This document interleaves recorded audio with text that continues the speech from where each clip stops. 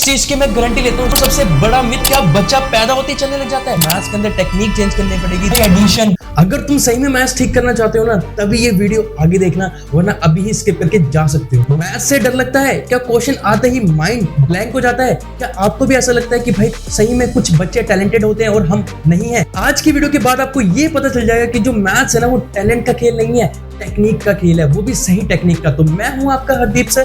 5 से 6 साल का एक्सपीरियंस मैथ्स का इस वीडियो के अंदर मैंने डाल दिया है आपकी मैथ्स को इंप्रूव करने के लिए। इस चीज की मैं गारंटी लेता हूं, जो मैं आज बोलूंगा ना, अगर आपने वो सिर्फ 20 दिन अप्लाई कर लिया ना, वो भी डेली, आपकी मैथ्स इंप्रूव हो जाएगी। अगर आप अभी एवरेज हो ना, तो आप 90 प्लस स्कोर कर सकते हो। अगर आप फेल हो रहे हो तो आप एवरेज स्कोर कर सकते हो आज की वीडियो के बाद। बट उसको ध्यान से देखना है, पूरा का पूरा जो मैं बताने वाला हूं उसको नोटबुक पे नोट डाउन जरूर कर लेना, क्योंकि आपके बहुत ज्यादा काम आने वाला है। उसी तरीके से अगर आप आज से लेके 20 दिन तक मैथ्स ऐसे ही पढ़ोगे ना, तो आपकी मैथ्स इंप्रूव हो जाएगी। ये मेरी गारंटी है। अब मैं आपको बताने वाला हूं सबसे बड़ा मिथ जो कि मैथ्स से रिलेटेड है। सबको लगता है कि भाई मैथ्स उनकी वीक है। भाई मैथ्स तो तुम्हारी वीक होगी ना, क्यों? जब तुम्हारी टेक्निक वीक है।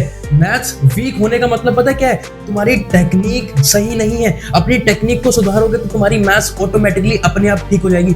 एग्जाम्पल, बच्चा पैदा होते ही क्या चलने लग जाता है? बिल्कुल नहीं। क्या बच्चा पैदा होते ही बोलने लग जाता है? बिल्कुल नहीं। पहले बच्चा रेंगता है, फिर वो धीरे धीरे क्या करता है? चलने लगता है। एकदम से बच्चा पैदा होते चलने लग जाता। भाई इस तरीके से मैथ्स है।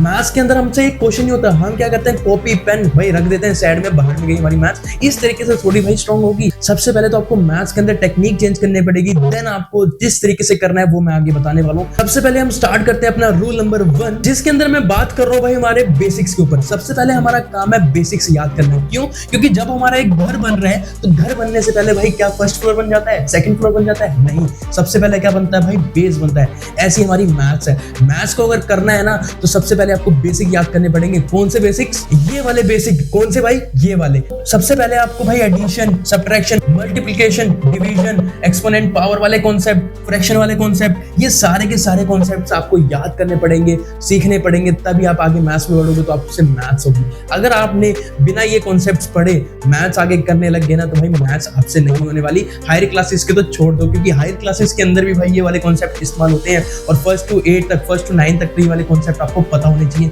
तभी आप मैथ्स अच्छे से कर सकते हो, वरना आप मैथ्स अच्छे से नहीं कर सकते। इतनी इंपॉर्टेंट है भाई बेसिक्स की।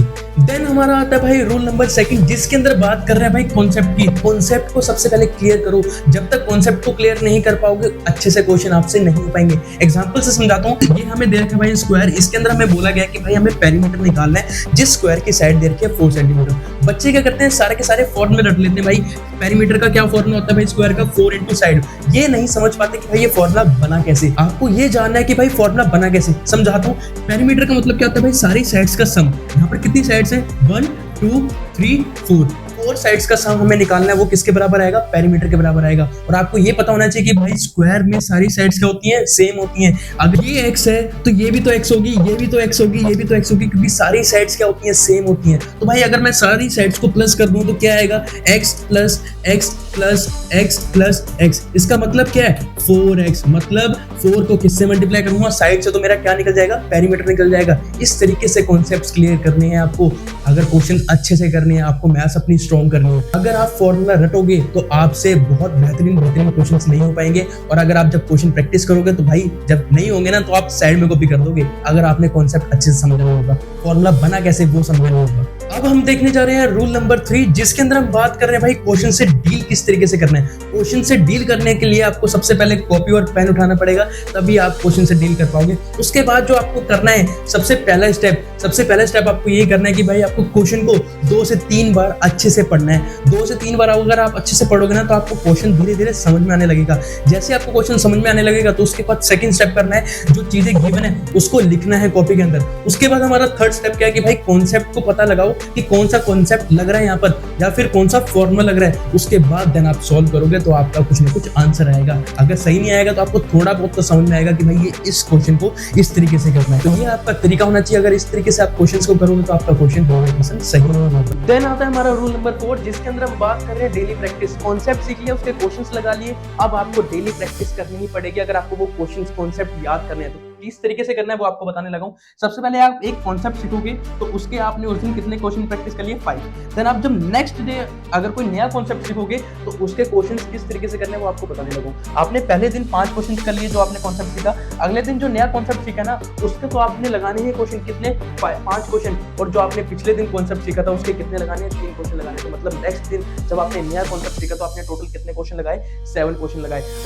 अगले दिन आप नया कॉन्सेप्ट जब सीखोगे ना तो आपको इन दोनों कॉन्सेप्ट्स के क्वेश्चन तो लगाने हैं और उसके भी लगाने। इस तरीके से अगर आप डेली प्रैक्टिस करोगे तो आपको मैथ्स अपनी इंप्रूवमेंट होगी, ये मेरी गारंटी है। और कोशिश करना सिर्फ एक ही मटेरियल या एक ही बुक को सॉल्व करो, बार बार 1 से 2 बार उसको सॉल्व करो, देन आप नई बुक पे जाओ। उससे पहले आप नई बुकें मत करना, सिर्फ एक ही बुक लो, उसको ही क्वेश्चंस की प्रैक्टिस करो उसमें से, क्योंकि एक बुक के अंदर बहुत सारे क्वेश्चंस होते हैं। कोई रेफरेंस बुक ले लेना, उससे ही आप क्वेश्चन प्रैक्टिस करना, दूसरी बुक या कोई और मटेरियल पे मत जाना, क्योंकि आपका ब्रेन क्या होने लगेगा, कंफ्यूज होने लगेगा। एक ही मटेरियल लो, उसको ही बार बार प्रैक्टिस करो। देन आता है हमारा रूल नंबर 5, जिसके अंदर बोला गया कि भाई मेक एन एक्स्ट्रा कॉपी।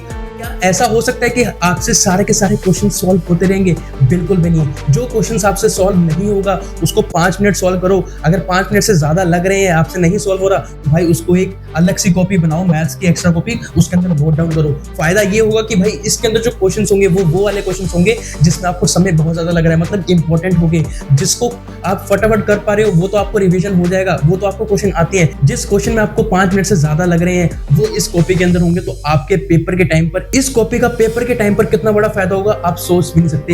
ये मैंने अपने लाइफ पे, मैंने अपने स्कूल टाइम पे करा था और मुझे बहुत ज्यादा फायदा हुआ था अपने मैथ्स के पेपर के अंदर, क्योंकि इसके अंदर सारे के सारे इंपॉर्टेंट क्वेश्चन थे जिसके अंदर समय ज्यादा लग रहा था। तो भाई आज से ही एक कॉपी बनाने लग जाओ जिसके अंदर आप एक्स्ट्रा क्वेश्चन या फिर जो क्वेश्चन हमसे नहीं हो पा रहे वो इसके अंदर लिखोगे। देन आता है हमारा रूल नंबर 6, जो कि सबसे ज्यादा इंपॉर्टेंट है। हर चीज आपने कर ली, बट मेन चीज ये है कि भाई बार बार रिविजन करो।